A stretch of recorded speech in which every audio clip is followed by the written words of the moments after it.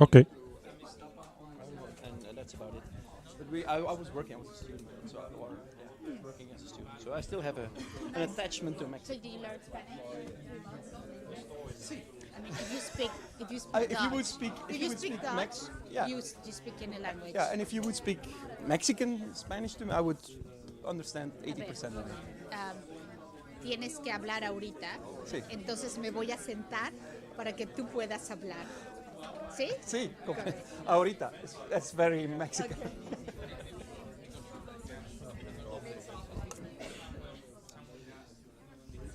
Okay. Okay.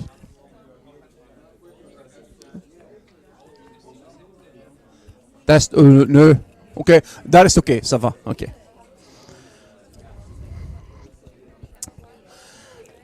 Oké.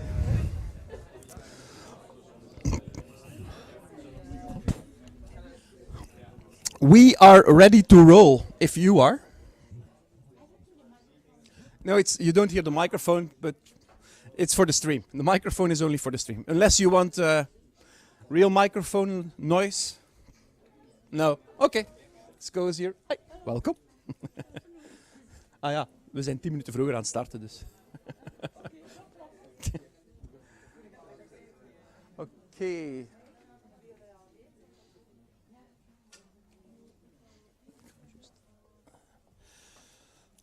So the program for this afternoon, the last part, the very last part. First we have an introduction about the MicroStart by, and I have not, Stijn.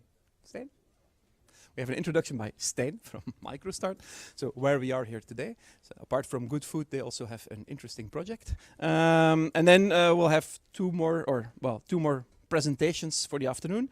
A debate, some closing remarks, and at 4 o'clock, you will all be off somewhere towards the station, I think. So let's hit it for the last part of the presentation, or of the conference. Stijn, please. Yeah, well, it's for the live stream. No, this is for the live stream. So for the live stream, first of all, welcome. I hope you had a good 1.5 day, if I'm correct. And Belgium has been good to you. Cold, bit of rain, everything you want. Perfect. So welcome at MicroStart. First of all, I don't know where he is, but I would like to thank Petros for the catering. He's setting up his restaurant at the moment. He's been in Belgium for 4.5 years, and he's doing quite good. You are at the agency of MicroStart Antwerp today. We are I should push some buttons. I think this works. We are a microfinance institution working in Belgium. We've been working for about 8 years now, and this agency has been open since 3 years. They haven't given me 10 minutes. That means I'm going to talk really fast to give you a 15-minute presentation in 10 minutes. If you have any questions, don't hesitate to interrupt me. I will go through the headlines so you get a basic idea of what we do, okay?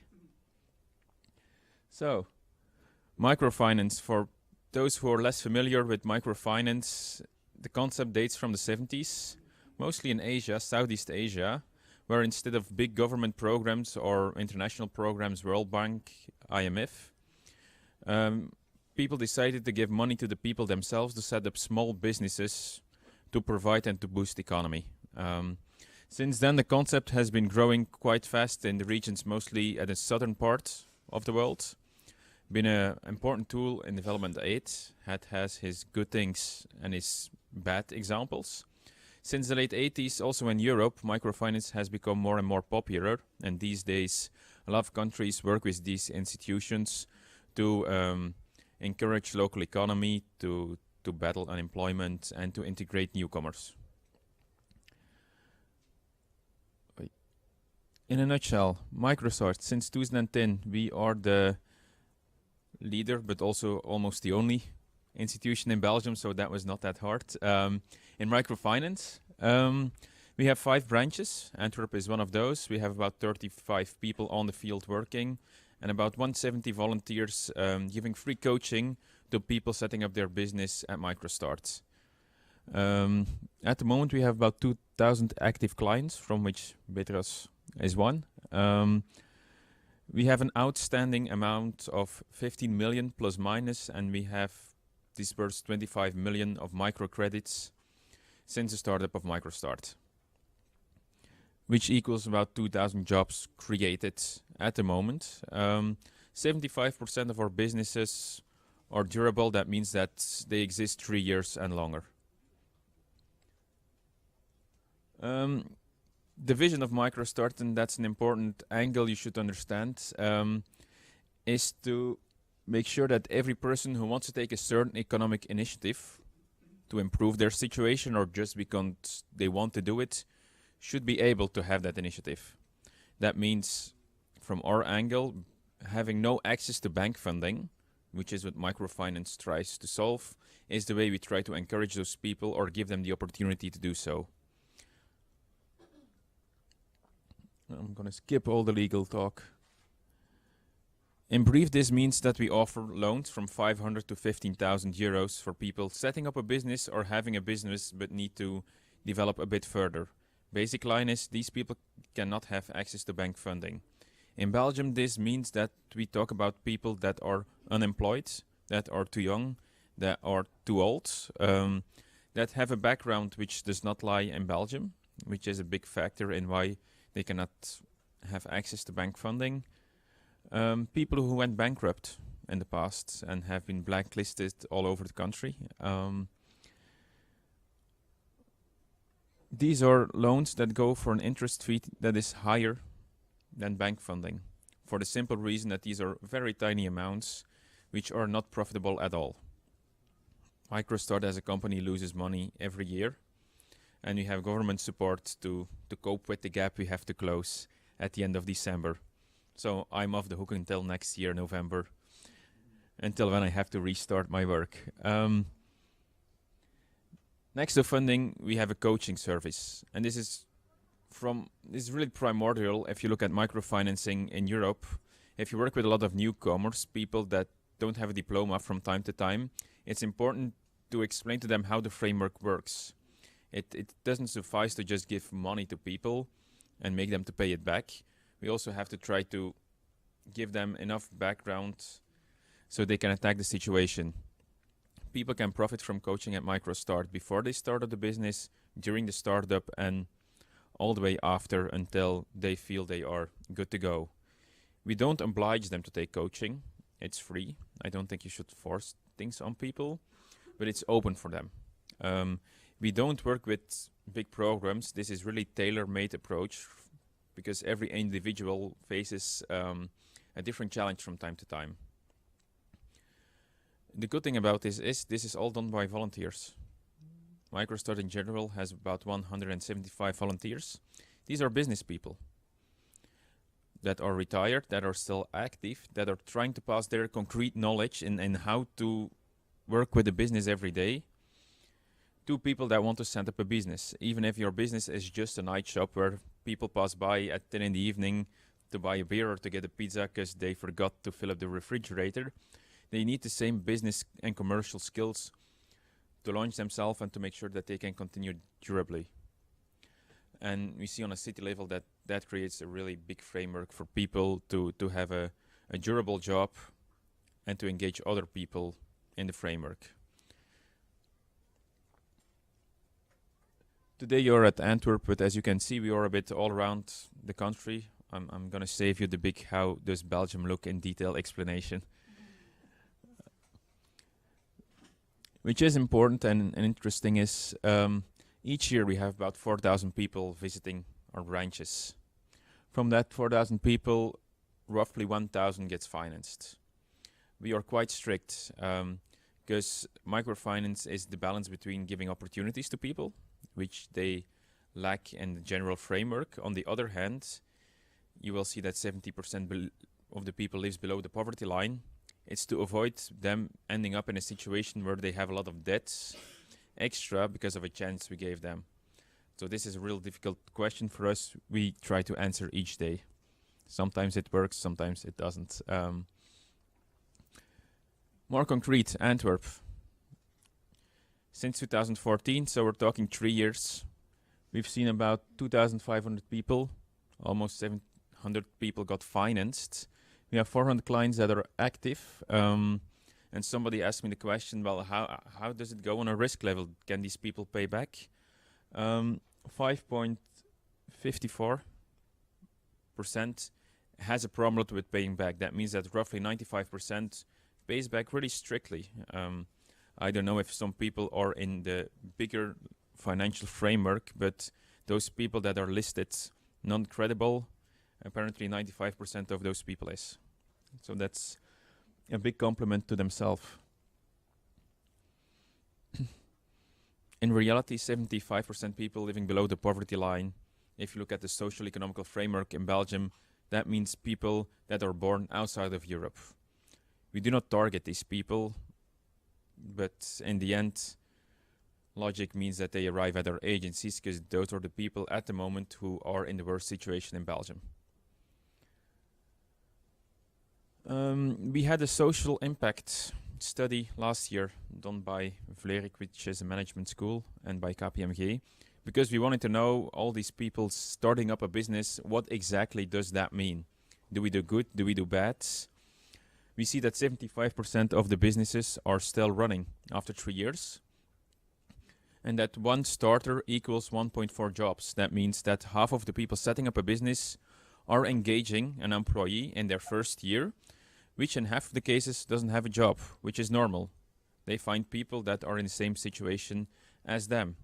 This means that we are creating a big social accelerator for inclusion in the labor market and for a lot of people, which is the new country they are living in, which is also a way of getting to know culture, getting to know people, and doing something useful with their lives. That was one of the main conclusions by KPMG, that a lot of people didn't really make a lot of more money. They did a little bit, but mostly they were proud to have their own business and to contribute to the social framework in Belgium. Hey, welcome. And in the end, we also asked them, well, if we invest €1 being MicroStart on a financial level, what does that mean? Because we always talk about how much percentage are we gaining on our savings account, which is 0.01 these days, I think. €1 invested in MicroStart means €4 of social profits we're creating, with extra taxes coming in, people not living from social income, extra jobs created. We have no idea what that means, to be honest. We are the first one in Belgium to have ever done that, so it's 1 to 4. We think it's good. We have 0 idea. I know in France it's 1 against 2. Adi, which is our partner in France doing the same thing, has done the same study, but tax framework is completely different in France than it is in Belgium, so the comparison is not completely equal. I've respected my 10 minutes. I'm really happy. But if you have any questions, do come find me or ask them now. I'm staying. Okay, so we will have the debate later so we can then do all the questions. For a few minutes, I want only to say hello to everyone. Great exchange of ideas, of suggestions. So thank you so much, all of you, and in particular for the hosting partner. And enjoy the afternoon and the debate. Thanks Safe for trip all. back. Nice Bye. Ciao. Ciao. Practicing all the languages, huh? The good mornings and the goodbyes. And okay, so how about women in entrepreneurship? We've had a bit of a discussion already this morning, but how does that work throughout Europe? What are their drivers? What are their role models? Inge and Hilde from the Artesisch Plantijn Hogeschool have some revealing research to present us. So, ladies, you're preparing your presentation and talk into the microphone. You will not hear it, but it's for the live stream. Okay. Okay, thank you. Good afternoon, everybody. So my colleague Hilde Hoefnagels and myself, my name is Inge Verhagen. We are from the Artesisch Plantijn University College. It's a university college in the city center of Antwerp. We have approximately more than 11,000 students, and there are 4 departments and 2 schools of arts. So the departments are business and communication, health and social work. We also have technology and yeah, I already told it. Okay, but and two schools of art. The management and business school is very close, or was very close to your hotel, to the Ibis Hotel. It's in the same street. We are participating in many international projects. So, and last week one of our Interreg projects was approved. So we hope to see you perhaps all again, because it's also about entrepreneurship and first line help for first-time entrepreneurs. So it would be nice. We here in Antwerp have an ecosystem together with the city of Antwerp, and that's how we met the lovely guest of this project, Julie, and she asked us to come here and talk about the research that was done on female entrepreneurs. I think I take this to move on. It was the same structured research, so part of it was a literary study, and on the other hand we did some interviews. And if we talk about entrepreneurs, and I will ask you to close your eyes and think on a role model, on an entrepreneur. Everybody has one in mind. Okay. Is it a female person? Is it a woman? No. Most of the time it's not, but I don't blame you for it, because we've learned it. Because every business article or many business articles are entrepreneurs, male persons. We also see it in course material at the university, that they are most of the time talking about a businessman instead of a businesswoman. It's not that we are doing so bad, but we can say nowadays in Belgium that 33% of the entrepreneurs are females. So we need to encourage the female persons to become entrepreneurs nowadays as well. Like I already told you, the methodology, first of all, a study of the literature, and then afterwards we did some interviews on the barriers, the drivers, the education, and the networks. We did the interviews in 3 countries. So in the center of Europe, we have Belgium in the center of Europe. We were looking up north to Norway. And then in the south of Europe, we did the study in Italy. And we were looking for differences, but also for some similarities, perhaps. And I think that my colleague will tell you more about this. I hope so. Thank you. Okay. Moet dat ding weg? Okay. Yes, I'm blonde, so I need extra explanation. Okay, so this is our little interview guide. We had 5 questions for everybody. What drives you to set up a business? What withholds you from setting up a business? Do you have any role models that you look up to? What is your highest level of education? And do you work with any networks? 5 very simple questions, because we didn't want to bother them too much. Now, 3 different countries came up with 3 different kinds of drivers. There is a similarity between Norway and Belgium, because the drivers are both external and internal. External because the females set up a business because they look at the economic situation, their economic surroundings. Internal because there is the eternal drive of a woman to find a balance between private life and professional life. We see that in Italy it was merely the internal element.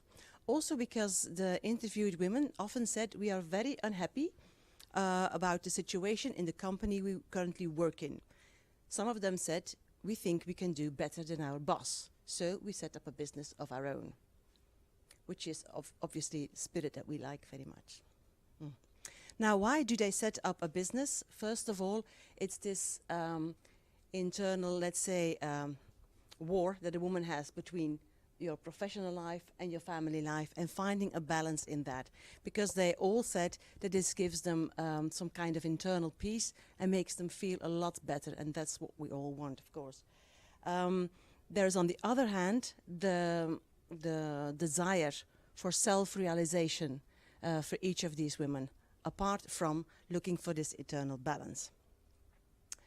I'm not going to bother you with too many figures, just one slide. From the Global Entrepreneurship Monitor of 2014, I know this is a few years old, so the situation might have changed now. We see something very peculiar. I thought it was peculiar. We see that in Italy, they have the lowest percentage of females that look for a situation in which they set up a business apart from their job as an employee. So they go for it, let's say, for 100%. If they decide, they do it fully. Where in Norway, the percentage of females that has a business of their own apart from being always an employee, a regular employee in a company, is far higher. We thought this was peculiar because in Norway, the females, we will see this later on, are supported much more than in Italy. And you would think that they would then choose for a 100% business. What keeps them from setting up a business of their own? There are mainly three barriers. The first one, contextual obstacles, they are called in literature, which is a horrible word, of course. What does this mean? It's their education. It is also the traditional view on entrepreneurship. One literal phrase from the interviews is, a husband says to the wife, it's fine if you have a business of your own as long as we have dinner at 6 o'clock in the evening. Secondly, the economic obstacles, the investment. We read and we heard that females often don't go for the huge amount of money and set up a huge business. They prefer to set up maybe a one-person business, something smaller, which requires also less financial investments. And the third one are the so-called soft obstacles, the lack of business networks, the lack also of business mentors. Okay, now the education. The people we talked to, they all apart from one had at least a bachelor education, and 1/3 of them a master education. And here I think starts everything about the self-realization. They have studied something, not necessarily something in the sphere of the business they will set up, but they want to realize, have this feeling of self-realization, and they want to do something and make something work. The networking and mentoring question is also strongly divided between the different countries. We see that in Belgium and Italy, there is very less stress on this, very little support if you compare it to Norway. In Norway, the entrepreneurs, not only female ones, but also female ones, are supported both financially, but also from a networking point of view, mentoring point of view, have examples. So there is a total, let's say, the atmosphere is different. Where in Belgium and Italy, this is less. I think the situation has changed now a lot since 2015. But anyhow, traces of this, I think, can still be seen today. In Belgium, a female entrepreneur will go and look for free courses she can find on the internet, because the courses that are available often are expensive. Where the Italian female said, my family support is very important to me, and there are not so many courses. Of course, Inge and I were not here in the past, during the past presentations, so we maybe have missed a little bit of information, but I'm sure you will keep up with me then and inform me afterwards. Role models, we have understood they have none, not as such. They have a vision, they have a goal, something they want to arrive at, something they want to gain and want to aim at, but they don't have an example that they want to copy or follow blindly, let's say. They have the feeling, if they set up a business of their own, they have the feeling they don't have to make this choice between either my family gets more attention or either my business gets more attention. I have both of them. And often they choose to have this business, this one-person business or small business, at their home or close to their home, always for the same objectives. Now, why do they start up a business? It's often this a small business because it has a minimal financial risk. It is looking for the flexibility that you have in your work, the quality that you will have if you can find a balance between private and professional life. And then they, as I said before, they try to combine their living situation with their professional situation. Now, this research, small research, was set up in the network space, of which we were part for many, many years, for 20 years. And we hoped, the writers of the article, we hoped that this small research would be taken up then by the other partner countries, so that we could have a view of the whole of Europe and not only 3 countries. But then, yeah, something went wrong and we stepped out of the network. So it's a pity. But we still have some lingering ideas and dreams and hopes for research. One of them could be a study of the family of an entrepreneur, living with an entrepreneur. What is that like? National policies in the different countries for female entrepreneurs. And then the conditions per nation for all employees and self-employed people, and what is the relation between the two.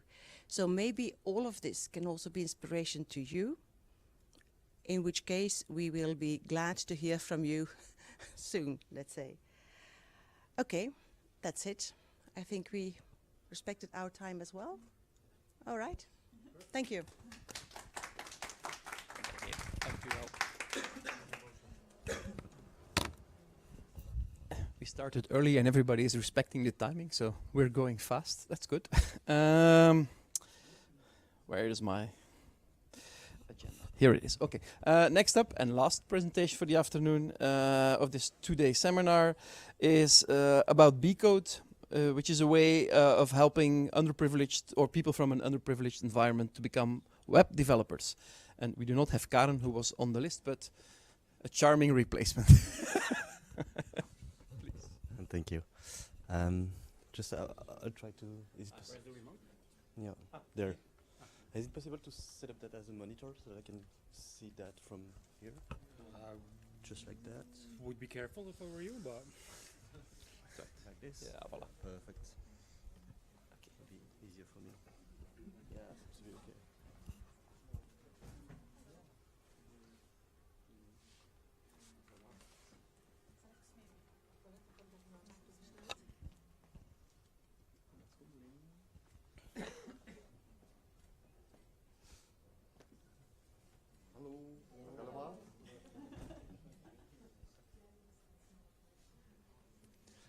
Okay, hello everyone. So I'm not Karen, I'm Cedric. And I've been working for a year on the project B-Code that started like last December in Belgium. And the idea was to create a school from scratch, to be able to bring new skills to private companies that were looking for developers and were not able to find them up to date on the market because it goes very fast. And so the idea was like, how can we create a school from scratch and find the right talents and how to educate them and how to bring them to the job market by starting from the end, from the needs of the companies and going backwards to the market. That's a little story that goes from like why we did some stuff and how we did it. We started because of 2 figures that we received from government and from reports from LinkedIn and from Gartner that says that basically by 2020 in Belgium only, on top of existing trainings, we would still need 30,000 digital skills people on the market, and we were having a hard time finding them directly. But at the same time, we have a very high level of unemployment among young people in large cities in Belgium. So the idea was like, how can we connect one number to the others and convert unemployed people to digital skilled people needed on the private market so that we could fix 2 problems at once. And that's where we started working on.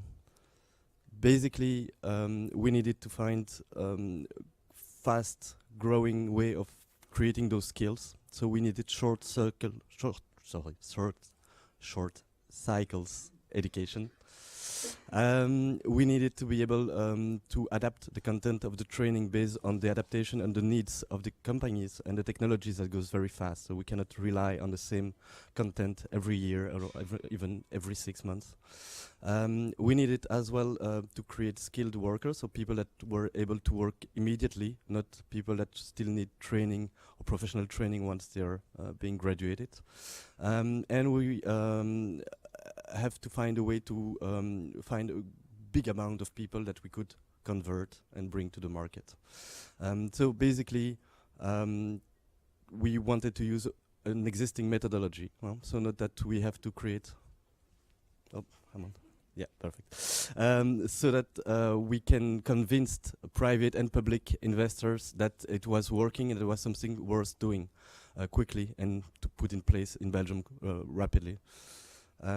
That's why we created a cycle of 6 months of training and 3 months internship in company, in businesses immediately. That's why we wanted to have an active pedagogy so that we could align the content and not have to rely on books, syllabuses or whatever, stuff like that, or even teachers. I'm not sure I'm going to see. Yeah, we wanted a methodology that has proven existence of working, and this methodology that we use and we found in France had a 80% of positive outcome after 6 months. So basically that means that those people that follow the training after 6 months, either they have a job, either they create their own startups, either they follow a more advanced training in one of the fields they have discovered during the training, but that brings them to jobs more easily afterwards. And yeah, of course, because we wanted to bring a lot of people, we wanted an inclusive model, but that went like social because it was like a logical steps to go for, not social for social, actually.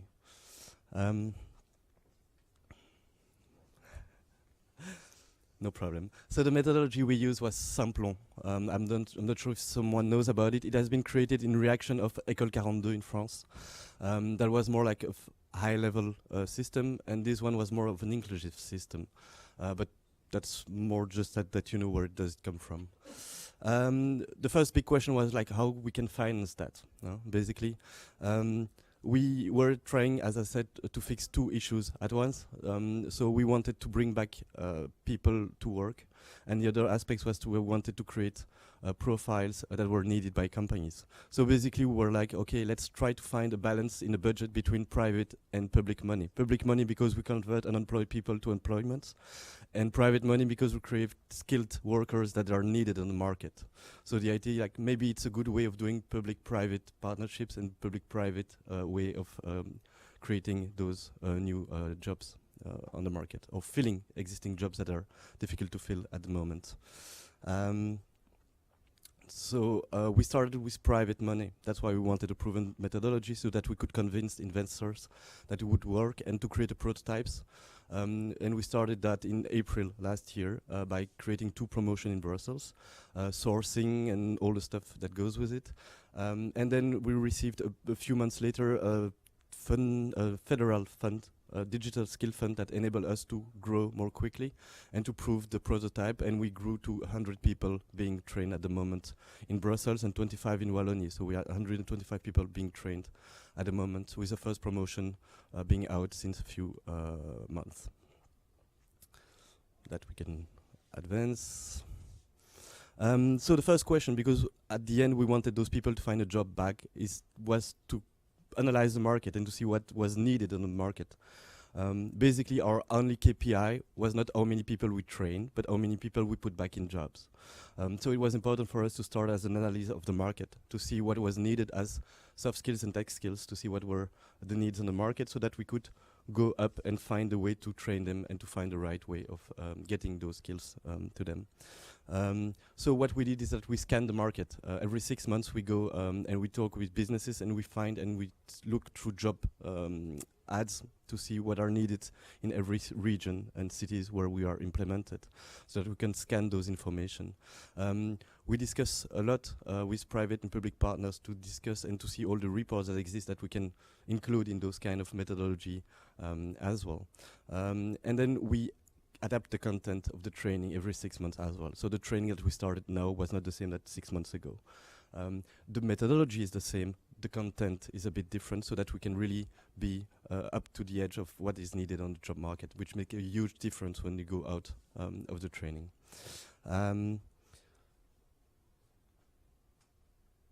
What we, of course, discovered, but all of you know that, is that we are more and more with agile workers. We discussed about that this morning. Like, we need people that can adapt to an environment, to issues, to new technologies, especially in web technologies. They evolve every 2, 3, 4 months. There's a new framework all the time.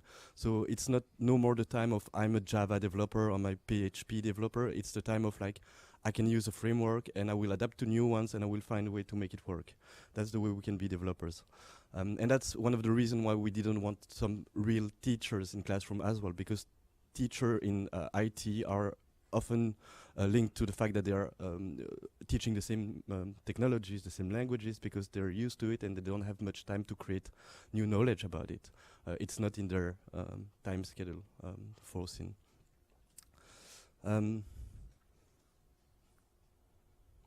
Oh, yeah, also big difference for traditional schools, let's say that way, is that we don't want it only internship like in June and September, like in different cycles. We wanted like continuous way of hiring people and getting people out of the system. So we have every 3 months people that can go out of the school. So we have a delayed session all the time. So we adapt to the market, not only to the needs of the education school model. So we put all our students, we don't call them students in real, but let's say students for today, immediately in a startup mode. So they don't have like bench and blackboard and a teacher that told them what to do. We put them as group immediately in classrooms and they have to work on challenges. We don't say to them what to do and how to do it. We ask them to do stuff by the end of the day, by the end of the week, or by the end of the month. Asking, for example, to say, okay, you have never developed anything, but by the end of the day we would like you to have a web page that looks like Instagram, for example. And there are 2 rules in the school. So first of all, it's like they are prevented to ask any question. It's weird, but since you're a kid, you are teach in school to raise your hand and to ask question when you have any issue. The thing is, in the real world, in companies, that's not the way it works. And know that you know how to ask a question, maybe it's time to spend to get to the other level is to find the information by yourself. Today's is not a question about how much stuff you can remember, it's how you can find information, how you can discover information, how you can make a decision between a bad and a wrong information. Basically, you have all the knowledge in your mobile phone. The only stuff is where to find it and how to use it. And that's what we teach them. They have to work together as a group, but they have to find the information by themselves. Coach in classroom are there not to tell them how to do stuff, but to remodel a little bit the stuff if they're going too much in the wrong direction or if they lose motivation, but they're not there to give them work to do. The other aspect is that it's more like on the soft skill aspect as well, is that we prevent them to only find excuses.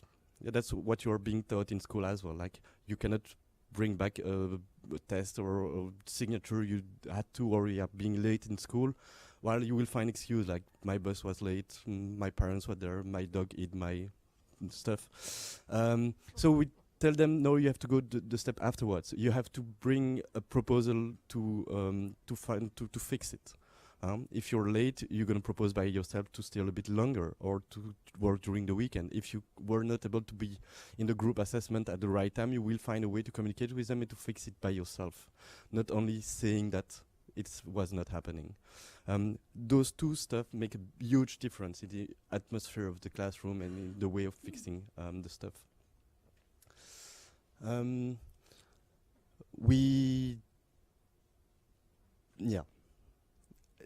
next question is how you want to improve the way people are growing their way of working. And actually, we believe that we do not create them, we try them developing their own skills. And at the end of the classroom, when there will be 25 students in the classroom, they will all be different. They will all have different skills in the end. They won't be all the same model at the end. And that's good, because in technologies, we need all kind of people. We need database people, we need design front-end people, we need back-end people. We need people that that loves about AI, that loves about connected hardware, stuff like that. So they have a common path, but they have to choose by themselves what specialization they want to get, and it's part of the process of get your own knowledge track in your hands and not rely on someone else or on the classroom or anything else.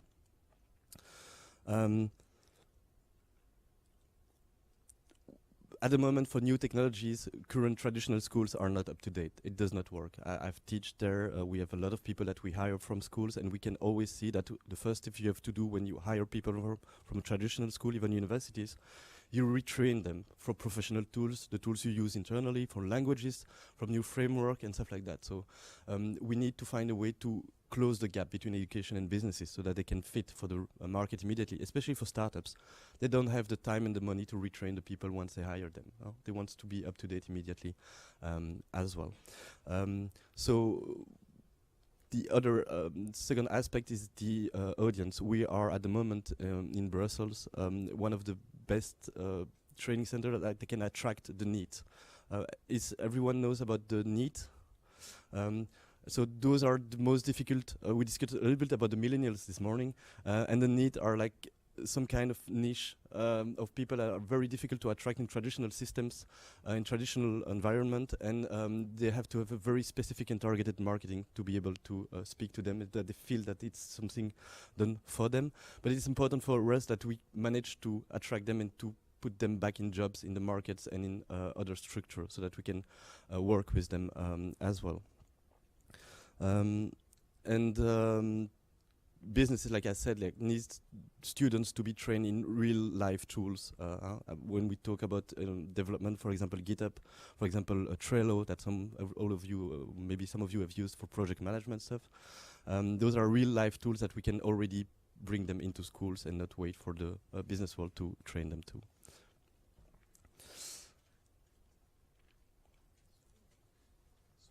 No problem. So we want them to be able to learn by themselves. We want them to be able to, maybe to be adapted to workplace, but I've said that already, to be agile already. So yeah, like I said, the wording is very important. We were discussing about that this morning as well, about some words to use and not to use. Actually, the thing is, for people that are a bit drop out of schools, it's a bit traumatic experience for them to be sitting at a place and to have teacher and blackboard and syllabus. So we have startups, we have learners, not students, and we have coach, no teachers. It's not a school. No, it's details for you and I, but it's a big difference in the marketing and in the way to attract them and in the way to get them into the right mindset and to keep them motivated as well. Actually, what we have seen and that we did not know, that we discovered, is that a lot of dropouts from traditional schools. They are dropout not because they're bad or like because they're like less smart than others. Usually, it's because the other way around. Earlier than other people, they want to have an idea of what's happening in the school. They want to question why we are asked them to do some kind of tasks. They want to understand why we ask them to do some sort of stuff. And traditional teachers are not always equipped to answer to that. And they go into a mode that says, oh, you're questioning my authority. And the cycle starts like that. And in the end, the more you question the authority, the more it's being like feel weak, and the teacher feels weak about that, and put aside the students, and the students all his life learns that he's capable of nothing, that is like low confidence and stuff like that. So the first thing we do when they arrive in the school is that we give them a lot of responsibilities. They have to create structure, they have to manage groups, they have to create events or to animate events, they have to teach to others, they have to share. That gives them the sense again that they are able to share, that they content, that they have something inside that they can share to the world, and that they can take responsibilities of their own, which was like a big of the bad track up until there. Like I said, we don't use traditional school material, so we put them with Chromecast, projector, remote control when they do a presentation. We give them Trello, we give them business cards so that they can learn to do networking. So they really provide them with real life tools, and every events, every stuff that happens in the training center looks like a real life event in businesses as well. So it's more like a game role play all the time.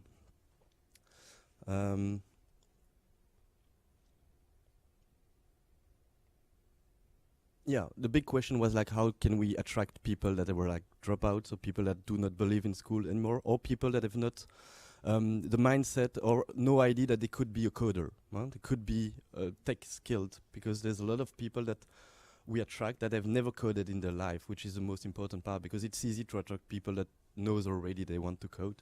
The idea was like, if we want to broaden the audience, we will need to be able to attract a lot of other audiences.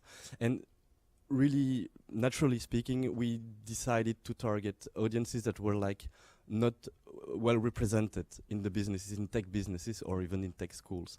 Look, women, of course, because there's like always like too little of them in technology stuff. Over 55 or 45 years old people that were like fired or laid off or were being replaced, and they do not feel like technology is speaking to them, but it can. And dropouts people, so needs people that are going out of the system and that do not connect to traditional center anymore, and that like, stay at home or hang out in the streets, whatever you can imagine about them. So the idea was like, we will remove all barrier or frontier between the world and the training center. So we don't care about the age, from 18 to any age. We don't care about diplomas, we don't care about money, we don't care about gender, we don't care about basically the past. What we only care about is motivation, and that's the only way we do the selection. Say how they project themselves. Will they be a coder? Would want them to have that kind of life, because it's a specific life as well. And that's the only barrier we put. The rest we remove. We break all the cliché about all that. And even further than that, we provide them a laptop if they don't have to. We don't want really any social inequalities based on those kind of learning.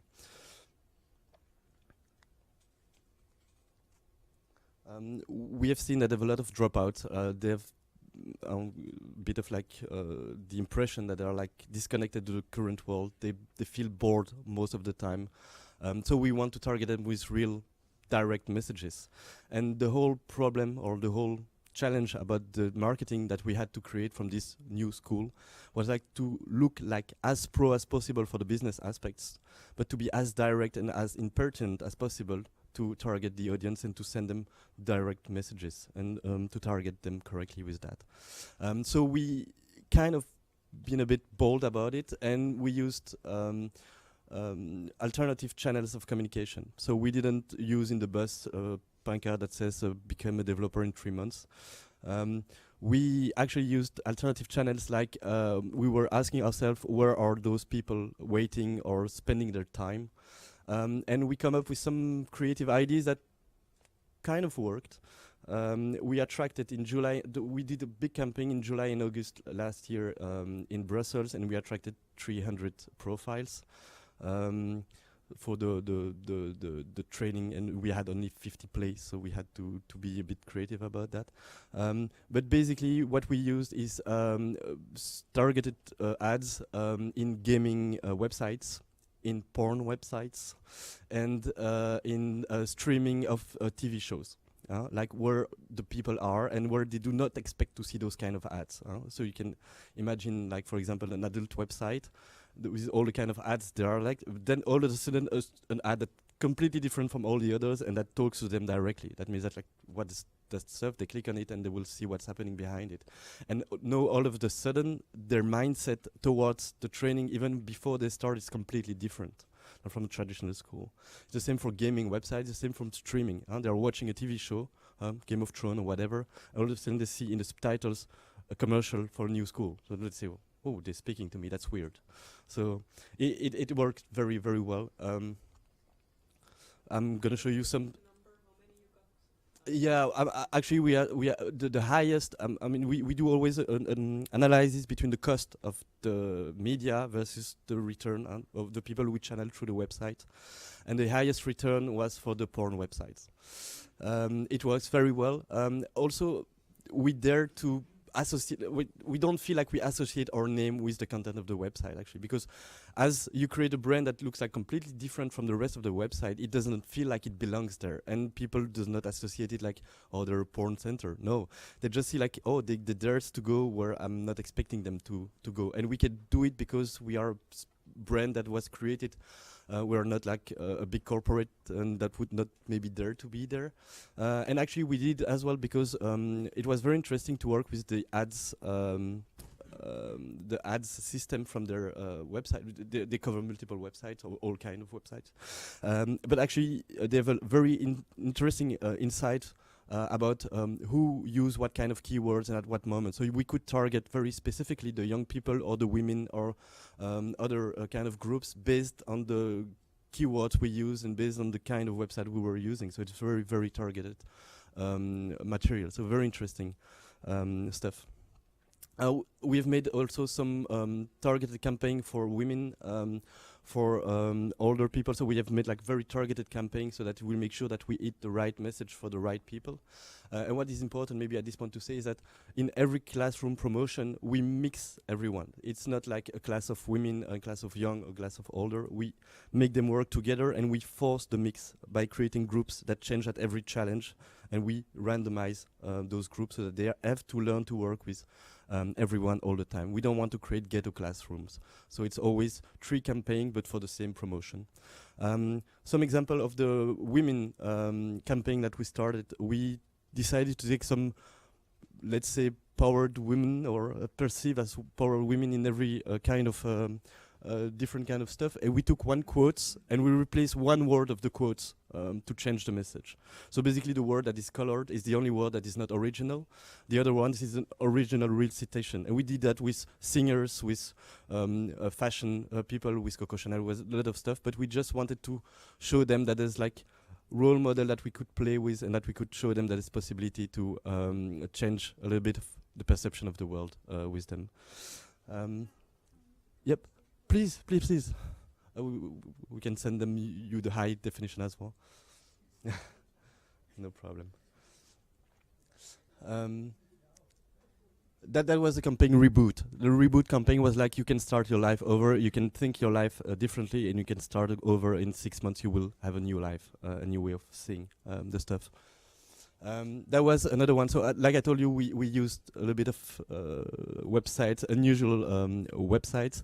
And also because we target some people, we did also some condoms. So just like, why not? Like just associate technology with other aspects of life, because that's the way you can reach to people as well. And it's the way of sending a right thing. And actually those condoms are very useful because I can offer them to a lot of officials when they visit the schools. It's very fun to offer condoms to people. They have always a weird reaction to that. But that's not what, that's a small part of what we did, of course. That was the most weird ones. Also we use like very famous paintings and to send some messages to the people. It's known on the internet as meme, when you use a very known image and you just change a little bit the context. Yeah, I'm gonna put myself there. And we send very direct messages, for example, to parents towards the kids, to husband towards the wife, or the wife towards the husbands. We play with all those kinds of role or kind of messages, and we use some stereotypes and some cliché to reverse them or to break them. That's something we really like to do. Also, we had to break some cliché about technologies linked to mathematics or to diplomas and stuff like that. It's true for some kind of developers that develops high-level algorithms in some really important companies, but a lot of startups and even companies does not need really high-level algorithms. They need people that are able to put stuff together like an IKEA furniture, to be able to know what exists and to be able to bring creative and agile solutions. But that's what we want them to do. And so that photo went viral, and we had like 15,000 likes on Instagram, which was for us like incredible. But that kind of message works very well among the young people, and we usually use them in June or July after the exams, the tests, like when people are a bit discouraged, to show them there's not only mathematics in life, and they could still do a technology if they want to. Yep. Sorry. Yeah. No problem. We always use the social networks to show them that the team is not like boring, let's say that way, but that we are engaging. There's people that we have stuff happening. So we use a lot of social networks and different kinds of social networks. Facebook and Instagram for young people, LinkedIn and Twitter for more corporate communication, because we have to evangelize businesses as well so that they could hire those unusual talents. But that I will cover that just afterwards. So what's happening so far? So we've created 2 schools, one big in Brussels, one in Charleroi. We had, and we are in 7 different promotion. 2 have finished and 5 are ongoing. We had 160 learners, 500 candidates, and some boring numbers about our audience. And we do a lot of live show as well, streaming, so that we can address people that are like in home or like in another job and they could not move and see stuff. So they have to learn about us and they can ask their question during those sessions as well.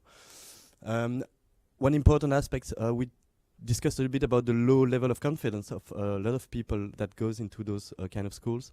Well, one way of having an impact and social impact, and we send them after a month in schools for free so that they could teach children about code initiation. They go directly into schools, and that gives a lot of stuff. First of all, it gives them a sense of importance and they can share the knowledge. But it works a lot about breaking stereotypes. We talked about women and men all the time, but since kids, we say that males is more for technologicals and women more for like home stuff or whatever we could, or creative stuff. Well, we go into schools because we know that it starts as early as 6 or 7 years old. So we do initiation code from 7 to 18 years old, and we go into schools directly. We also host Wednesday afternoon so that the parents can drop out their kids. But it's all animated by our learners so that they can participate to the community and break the cliché and themselves, and to see themselves and to structure their mind. Because when you have to learn to someone else, it's always most difficult than just to learn for yourself. And we have the highest women rate in tech education. So we started at 15%, which is always high. And then we are today at 25% of women in our promotion. So we continue targeting. We want to arrive at 50-50. It's our goal, but little by little we will get there. Don't worry, it's nearly finished. Oh yeah, we had the visit of the king. That was very cool. We had the first graduation ceremony with a lot of the partners, private and public partners that were present there as well. And out of the first promotion, so we scan them after 3 months, 6 months, and 12 months once they leave the school to know where they are today. And our objective is after 6 months, we want 80% of them to be in job or positive outputs. And after 1 month, we are already at 60%. So we are really happy, and we will achieve, likely, even for the first promotion, our goals, which was not win from the beginning. We start a first evangelization of businesses, and we took some quotes from people that have had our students as interns or as during code initiation. We went to European Commission in Brussels to initiate some commissioner to code as well, and the quote was very funny, so we took it. It was "Because has done in 6 months what the EU couldn't do in 5 years," and we were very happy. It was said by one of the commissioners, so it was like very rewarding for the students that were there, that could be able to teach them some code. Final stuff, I promise. We know that we cannot only work on the audience, on the marketing, not only on the pedagogy, we need to work on the output of those people as well. And we know that a big issue, social inequalities in work, is the CV, resume, and the interviews, the one-to-one interviews. There are people that come from higher education and higher social level have more easily win those kind of interviews or the resume, or to put themselves up, which is not the case of the people that does not know the code about that. On top of that, there's a lot of skills in soft and tech skills that does not come out very easily from a resume or from an interview. And it's quite easy to fake a CV and a resume as well, and no one's really checked them, to be honest. I've never had to show my diploma to anyone, so I could pretend whatever I wanted. It's a bit different in public organization, I know, but in private sector. We wanted to have another way of rewarding them and to show their skills and to be something that is secure and proven.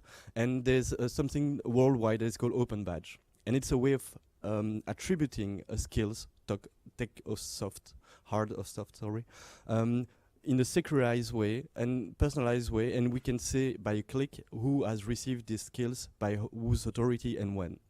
And that we started working with that, and we're creating a lot of badge of different kind of skills so that we can attribute to them during the training, not wait until after the 6 months to receive a diploma, but as soon as they learn a new skill, they get, like in a video game, the new badge. But that has enabled us to work on a lot of aspects. So not only the motivation of the students, but also, for example, to close the gap between what is a certificate 25B for a business. He has no ID, but if he has a badge that says he's able to do mobile application or is able to do a shared knowledge or stuff like that, the businesses, we close the gap between the wording and the knowledge of schools and businesses. Up until the fact that we can make it a game for businesses, they have a website, they can click on the skills they would like to have, and they can detect the internship or the people they would like to hire, or even to influence it. They could say, for example, I'm a big telecom company, and if you want an internship in 3 months at my place, you should have those skills, so that the learner can take it back in his hand and influence his own programmer based on that. And finally, it enables us to connect different training centers together. We just have to ask them worldwide what kind of badge you would like before they can start in your school and what kind of badge you provide at the end of it. And just by knowing that, an algorithm can create a learning path worldwide and being able to create a way for people to acquire skills through those systems. Actually, when we started that a few months ago, we had a connection with a university in Wisconsin that contacted us spontaneously and asked them to connect with those kind of badges as well. So it comes up and pops out like quite easily once you can go into the system. I think I've covered them all. Yep. So the next ambition is to create more centers to be present in all Belgium, Wallonie and Flanders. And we have European programs with other countries as well that we present to Europe to show them that it's possible to create that in other countries as well. Yeah, that's pretty much not that interesting. Thank you very much.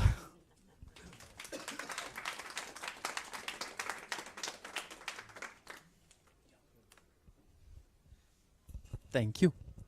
And thank you for this last presentation of this afternoon. For a change, we don't have a coffee break. But maybe you want to stretch your legs 5 minutes, and in the meantime we can turn around some chairs again, that we can have the closing debate and some questions, because I think there will be, I can imagine there will be some questions after this afternoon's presentation, and we can make some closing remarks. Okay, 5 minutes to move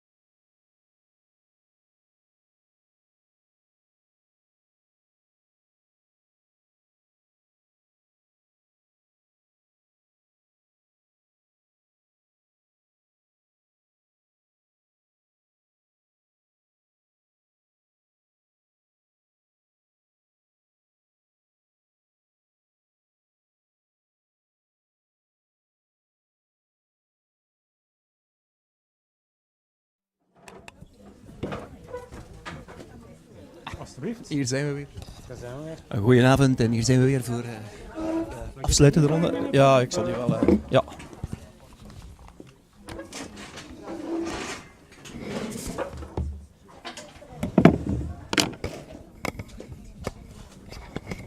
I have 3 microphones now.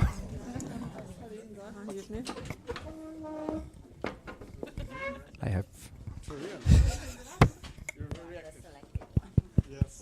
Okay. So, some people already on their way to the planes and the trains, but with the hardcore, the most motivated, the best ones left over here. Let's do the closing round. And well, I think we've had 3 very interesting presentations. I was also our host for this afternoon, MicroStart, brought some very interesting insights, if you ask me. Anybody else have similar or experience with similar initiatives in your countries, or do you still have questions for Stan? Yeah, okay. Okay. So actually, We have a technical problem. Are we okay? can you hear me? Yeah, No, okay, it's go. Turn Yeah. on. Okay, so B code, actually Cedric told that, but it sort of already exists in France. Yeah. Simplon, which works really cool and helps people that have trouble to get back to employment, to find new jobs, and in a specific area that really recruits. So it's really well, and people that are really diverse. So everyone with a project and motivation can have a job. That's all I can say. But it's a really cool initiative. And what I find really cool with B Code is that it goes beyond the project. It's like you're trying to expand, going to school, and show that actually with motivation you can do different things, and you don't have to be only good at school, but maybe to be creative and not limit yourself because you don't have the good grades. That's all I can say. So thank you for that. I find it really cool. Yeah, since we are saying all these beautiful things about Code, I want to add something. I'm coming from the traditional education, let's say, field with the university college that I'm teaching in. And Ingen and I, we were both so happy that you are going against all these traditional flows, because we are saying for years already that the society has changed so much and we are still teaching like in 1950. So I'm very happy that you go against the odds. Thank you. Thank you for doing it. I keep Thank on you. doing so. Any other questions regarding coding or the other initiatives? Learnings, things you want to remark? We also had, so we had MicroStart with the microloans. But also anybody, if you think back about the drivers and barriers for female entrepreneurship, it was quite remarkable to see all the differences throughout Europe. So can you, either being from, there's nobody from Norway, people from Italy? Oh, they're gone. Ah, yeah, yes, still some people from Italy. Sorry. There. Okay, can you confirm that? Is that also a general feeling you have from those conclusions? What you saw here from the research, does it confirm, or? Yes, I was speaking to her before, after her intervention. I think actually it's what reflects also the situation now, even if the data were from 2015. I think it's somewhat old information, because much 3 has years. changed, Mhm. also in Antwerp. But this is what we feel is also the reason that moves women nowadays to come also to a space like the one we created, because the situation is that. And it's true that there are more and more women that are not happy with the situation they can find at their work. And there is, unfortunately, this feeling that when you become a mom, okay, I introduce again this topic, but it's the one I deal with, you have difficulties in being relocated inside your own company. Even if you've been working there for many years, you have to to face changements when you come back, unexpected changements. So this is something that pushes women to change definitely their situation. Okay. Any other or countries where you would say, are you similar to Italy? Are you similar to Belgium or similar to Norway? Anybody recognize themselves in their country from the conclusions there? Or is it, yes? You, When you look at the Global Entrepreneurship Monitor, I think like technologies, things are happening so quickly that motivations are changing so quickly as well. So it is really, really hard to know what is moving people to do certain things. But I was interested when you were saying that women were not able to identify role models, because if I think about myself, when I was setting up a business, if I could think about a role model, I just couldn't. But I think it's not about role models. I think it's about role attitudes and role actions. So looking at somebody that did something that you think, oh, I could copy that, or somebody that has a certain attitude that you think, oh, I should be like that. So I think this thing about role model, maybe if we will pull it apart and put it in terms of more role actions, I think that is much more realistic, much more inspirational than this concept of a role model that is very far away from you. okay. I have also a question for B-Code as well as for MicroStart. As you also told us when I came to visit you, yes, the entrepreneurs we have, they kind of start a shop, for example, or it's not that technological. But if you hear the story of B-Code, do you see possibilities that you say, okay, maybe we can redirect some people towards this kind of stuff, or is it two different things? Well, in all honesty, I didn't follow what he said. I was doing some bank office issues. We should meet. No, but in general, one of the interesting ideas is, as I know, the angle most of you have is towards technology and innovation. If you look at the core people that enter our offices now, they differ a lot from their children who now have the age of 15 to 18, where a migrant, the stereotypes we all have, that's gonna launch his own pita bar, which we all know, kebab. His kid is working with WhatsApp. He's making apps. He at school, he's learning a lot of IT stuff. His parents don't know. Our role in 5 years will be to work with those kids who have different dreams than their parents, who have different skills. So I think on that level, we have to reinvent ourselves, which we have to do all the time, to take that technological development and those people into what we do and adapt what we do in their level.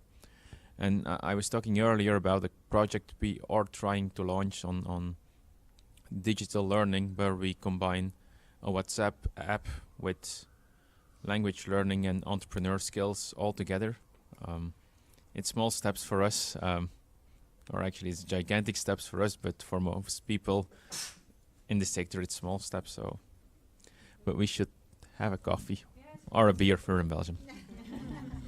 As they want to come to Antwerp, I think there can be synergy. More than welcome. Yeah, actually it's funny because one of our targeted campaign was like, are you fed up to sell fries, or are you fed up to do clothing stuff in the H&M stuff, and you want to have a reboot, a new kind of life?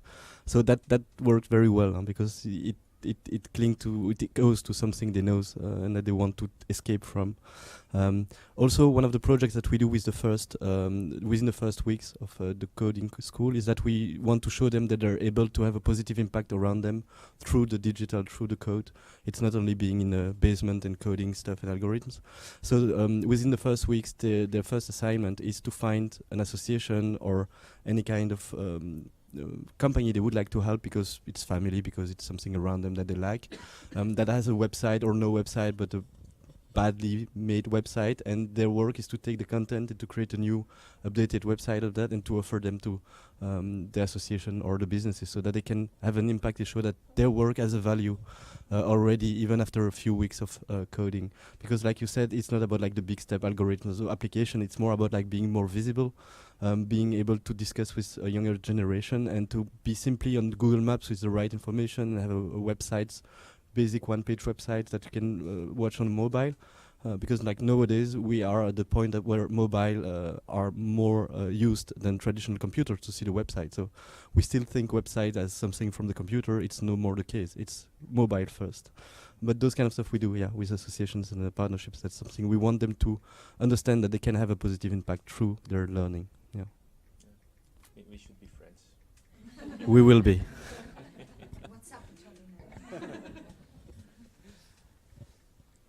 Okay. Anybody else has questions, remarks, thoughts, ideas you want to share still?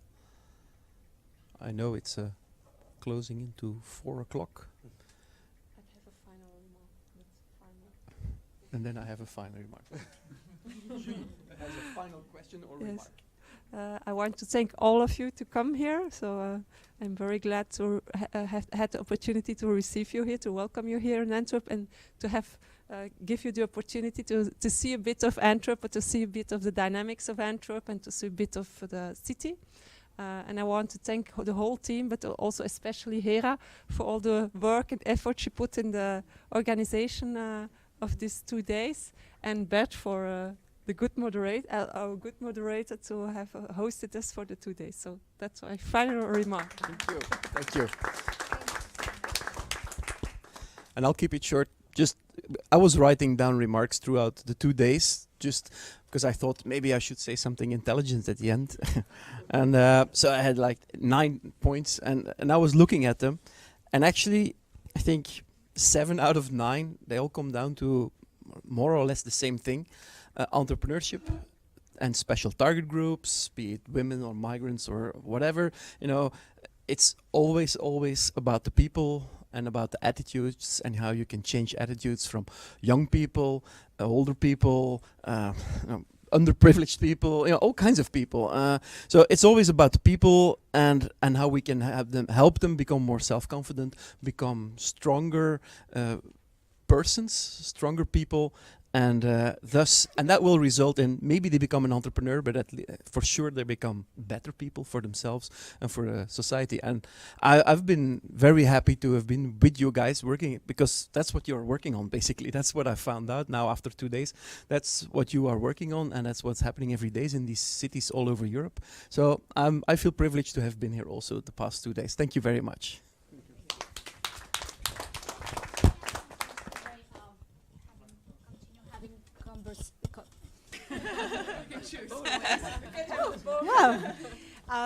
After this, what I always find it is very nice is to keep on having these conversations online, because obviously physically we would love to meet, but it would be very hard to meet every week here in Antwerp, although I would love to, especially with that amazing food.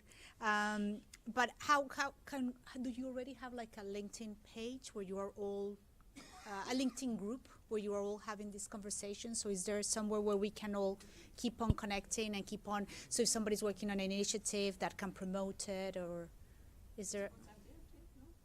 Yes, we could. We could think about it, because actually we don't have a LinkedIn group, or we have a mailing list, a partners mailing list where we manage mainly project management activities and not really content.